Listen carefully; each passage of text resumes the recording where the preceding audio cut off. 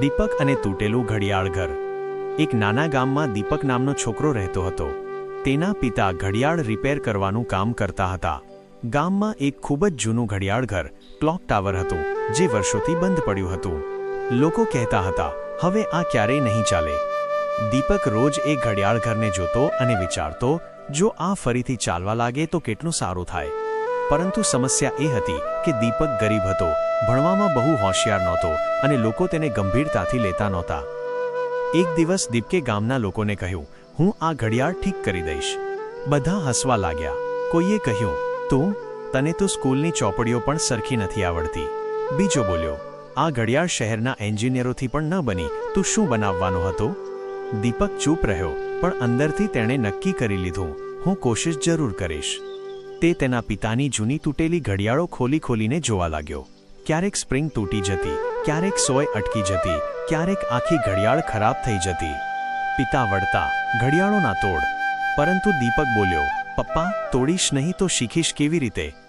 ધીરે ધીરે તે સમજવા લાગ્યો કે એક નાની સોય પણ આખા સિસ્ટમને ચલાવી શકે છે। એક દિવસ દીપક ઘડિયાળ ઘરની અંદર ગયો। ચારે બાજુ કાટ લાગેલી મશીનરી, તૂટેલા ભાગો અને જામેલી ધૂળ। તેણે હિંમત કરીને સફાઈ શરૂ કરી।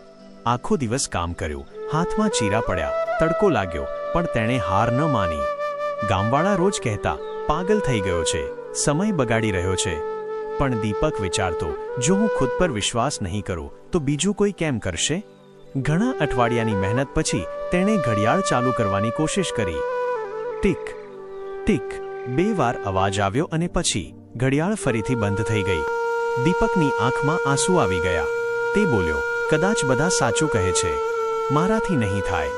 તે ઘણા દિવસો સુધી ત્યાં ન ગયો। એક સાંજે તેના પિતા બોલ્યા, બેટા, જ્યારે હું પહેલીવાર ઘડિયાળ ઠીક કરવા બેઠો હતો ત્યારે 100 ઘડિયાળો ખરાબ કરી હતી, પણ 101મી ઘડિયાળ સાચી થઈ હતી। દીપકે માથું ઊંચું કર્યું।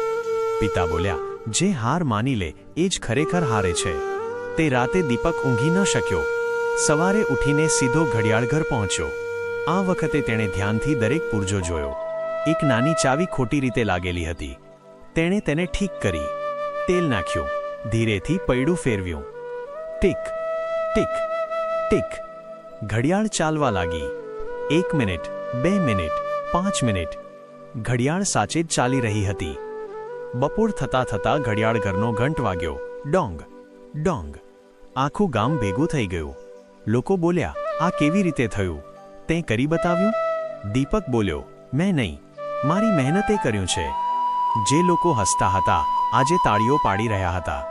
દીપક મોટો થઈને એન્જિનિયર બન્યો અને તેણે ગામના ઘણા બાળકોને શીખવ્યું કે કોઈ પણ સપનું નાનું હોતું નથી।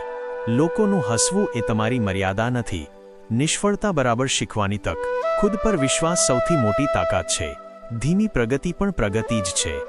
છેલ્લી વાત તમારા માટે, જો આજે તમે વિચારી રહ્યા હોવ કે મારાથી નહીં થાય તો દીપકને યાદ કરજો। કદાચ તમારી ઘડિયાળ પણ અત્યારે તૂટેલી લાગતી હોય, ભણતર, નોકરી, પૈસા, આત્મવિશ્વાસ, પરંતુ જો તમે રોજ થોડું થોડું કામ કરશો તો એક દિવસ તમારી પણ ઘડિયાળ વાગશે અને તે દિવસે લોકો કહેશે, આને તો અમે બહુ ઓછો આંક્યો હતો।